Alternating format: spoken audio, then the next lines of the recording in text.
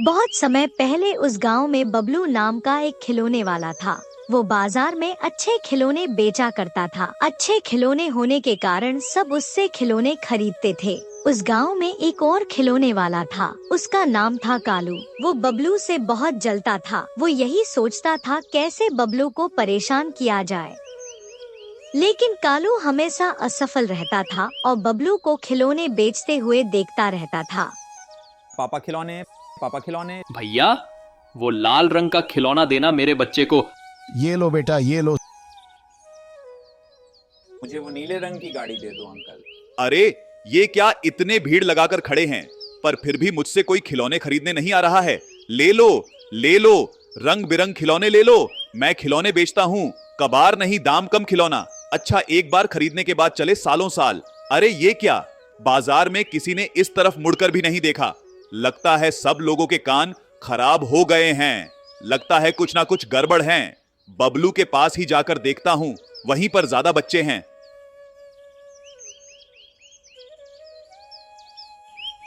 अरे क्या हुआ कालू भाई, तुम यहाँ क्यों आ गए? असल में वहां बचे नहीं आ रहे तुम्हारे, यहां तो बचे भीड़ लगाकर आ रहे हैं, इसलिए सोचा यही अच्छी जगह है। अरे कालू भाई, ऐसा कुछ नहीं है। असल में बात यह है कि लोग पैसा देकर अच्छा सामान खरीदते हैं। तुम भी अच्छे खिलौने दो तो बच्चे भी तुम्हारे पास भीड़ आकर खिलौने खरीदेंगे। हाँ बेटा, तुम्हें कौन सा खिलौना चाहिए? अंकल वो हरा वाला। देखो कालू भाई, मैं सबको अच्छे खिलौने ही बेचता हूँ। हाँ, लेकिन मुझे थोड़ा कम लाभ होता है, लेकिन ज्यादा लाभ के चक्कर में कहीं कुछ भी ना मिले तो फिर? कालू खिलौने वाला सोचते हुए बोलता है, बड़ा ज्ञान देने वाला बन रहा है, रुक तेरा ज्ञान निकालता हूँ। कालू भाई, तुम यहाँ पर खिलौने बेचो और मैं तुम्हारी जगह जाकर खिलौने बेचता हूँ, ठीक है कालू भाई? आए जैसे तुम्हारी मर्जी बबलू। फिर ये मत कहना कालू ने मेरे ग्राहक छीन लिए। नहीं कालू भाई, कोई किसी का भाग्य नहीं छीन सकता, तुम निश्चिंत रहो। दोनों ने अपनी अपनी जगह बदल लिए। एक बच्चा दौड़ कर आता है। बबलू खिलौने वाले के दुकान के सामने जाकर खड़ा हो जाता है, लेकिन वहाँ पर कालू अपने खिलौने बेच रहा होता है। बेटा, तुम्हें खिलौना चाहिए ना, बताओ कौन सा? अंकल वो बबलू अंकल कहाँ हैं? मैं उन्हीं से खिलौना लेता हूँ। कालू बबलू की ओर इशारा करते हुए बच्चे को बताता है। बच्चा दौड़कर बबलू के पास जाता है।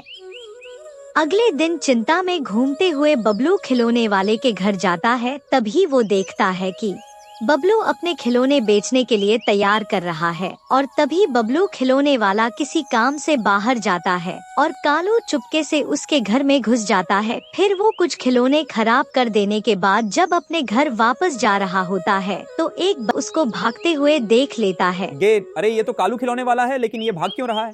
उसी दिन बाजार में अंकल मुझे वो हाथी देना। अरे अंकल, इस हाथी का तो पैर टूटा हुआ है। अरे बबलू, ये क्या टूटे हुए खिलौने दे रहे हो बच्चे को? मैं तुम्हारे पास से खिलौने नहीं लूंगा। बबलू अंकल, आप मुझे टूटे हुए खिलौने दे रहे हो। तभी कालू आवाज लगाते हुए बोला, आइए आइए, रंग बिरंगे खिलौने, मजबूत खिलौने, अच्छे खिलौने, बिना टूटे हुए खिलौने मिलेंगे। मेरे पास आइए, इधर आइए।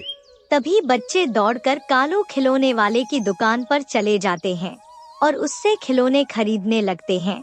अगले दिन बबलू खिलौने वाला सभी खिलौने अच्छे से पैक करने के बाद चारों तरफ अच्छे से देखकर नहाने चला जाता है। उसके जाने के बाद कालू बबलू के खिलौने वाली जगह पर आया और कालू ने पहले की तरह ही बबलू के खिलौने खराब कर दिए। आज बाजार में कालू के पास भी बच्चों की भीड़ लग रही थी। तभी बबलू की दुकान पर, मुझे वो घोड़ा दे दो, लेकिन देखना टूटा ना हो।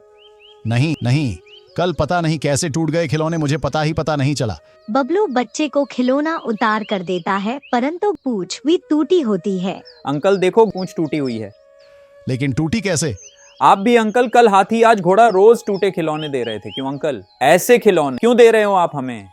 बबलू के सभी बच्चे जो उससे खिलौने खरीदते थे वो सभी कालू से खिलौने खरीदने लगे। सभी ने बबलू को ठग और झूठा समझना शुरू कर दिया और इधर कालू तरक्की कर रहा था। ये सब देखकर बबलू चौंक गया और बबलू खिलौने वाला मन ही मन सोचने लगा, ये कालू का ही काम लग रहा है मुझे, लेकिन साबित कैसे करूं अगर मैं सच्चा हूं।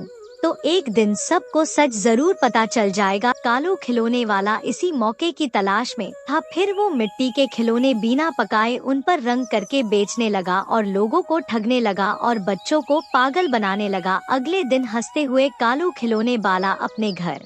अरे सुनती हो, कहाँ हो? खिलौनों को अच्छे से रंग करो। मैं बाजार जा रहा हूँ किसी काम से। आज तो मैं अकेले ही खिलौने बेचूंगा। अच्छा सुनो, आज अगर सारे खिलौने बिक गए ना तो कल हम और ज्यादा खिलौनों पर रंग करेंगे। ज्यादा लालच के चक्कर में पकड़ में मत आ जाएगा। खिलौनों पर ऐसे रंग करेंगे कि ना किसी को पता चलेगा कि खिलौना कच्चा है क्या पक्का है, कोई समझ ही नहीं पाएगा और मुझे लाभ ही लाभ होगा। अच्छा सुनो, फिर तो आप सुनार से कहकर मेरे लिए एक हार तो बनवा देंगे ना? बनवा दूंगा। तुम थोड़ा सब्र रखो, समझ गई। कालू की पत्नी सीमा ने खिलौनों पर अच्छे रंग किया। उसके बाद कालू खिलौने लेकर बाजार की ओर जाने लगा। रास्ते में कालू को बबलू मिला। अरे बबलू, बाजार नहीं जाओगे क्या? नहीं, मैं बाजार नहीं जाऊंगा। मैं उसी दिन बाजार जाऊंगा जिस दिन गांव वाले मुझे बुलाएंगे। बबलू दूसरे गांव में गली गली घूमकर अपने खिलौने बेचने लगा। वो जोर जोर से आवाज लगाता। इतनी गर्मी में उसे बहुत कष्ट होता था, पर इसके अलावा बबलू के पास और कोई चारा नहीं था। बबलू खिलौने वाला दूसरे गांव में आवाज लगाते हुए, खिलौने ले लो, खिलौने ले लो, खिलौने ले लो, अच्छे बढ़िया खिलौने ले लो, अच्छे बढ़िया खिलौने लो। कालू हंसे हंसते कहता है, अरे सुनो सीमा, आज सारे खर्चे को छोड़कर लाभ हुआ है 1000 रुपये का। कल और ज्यादा खिलौनों पर रंग करना पड़ेगा। आज खिलौने कम पड़ गए बाजार में, सभी बच्चों को नहीं दे पाया। अच्छा सुनो, अपने मानव भाई सुनार से कह तो दिया है ना? कह दूंगा जी, कह दूंगा। महीने के आखिर मैं ही कहूंगा। काम थोड़ा जमने तो। अगले दिन बाजार में मुझे वो गाय चाहिए काले रंग की। बच्चा खिलौना लेकर बोला, ये क्या अंकल, इसका तो रंग उतर रहा है। क्या? कहाँ उतर रहा है? मुझे तो नहीं दिख रहा। ये देखो अंकल, रंग मेरे हाथ पर आ गया। हो सकता है कल हमने इस पर ज्यादा रंग कर दिया था, इसलिए हो सकता है। वहाँ पर एक आदमी छुपकर देख रहा होता है। वो बोलता है, रंग ज्यादा करने से तो ऐसा नहीं होता। ये क्या बात हुई? ये तो कुछ गड़बड़ लगती है, छानबीन करनी पड़ेगी। वही आदमी बबलू को मिलता है रास्ते में। क्या बबलू भाई बाजार में नहीं बेचते अब खिलौने? नहीं भाई, बता नहीं क्या से क्या हुआ, कुछ भी समझ नहीं पाया। मैंने सब अच्छे तरीके से खिलौने तैयार किए, लेकिन जब बाजार में जाकर बच्चे को दिए तो कुछ खिलौने टूटे हुए निकले। फिर दूसरे दिन भी ऐसा ही हुआ। आह बबलू भैया, मुझे जरा शक हो रहा है। बताऊं कि ना बताऊं? नहीं, अभी नहीं बताऊंगा। पहले सबूत इकट्ठे करूंगा, उसके बाद बताऊंगा। सच्चाई की जीत होती है और बुरे लोगों की होती है हार।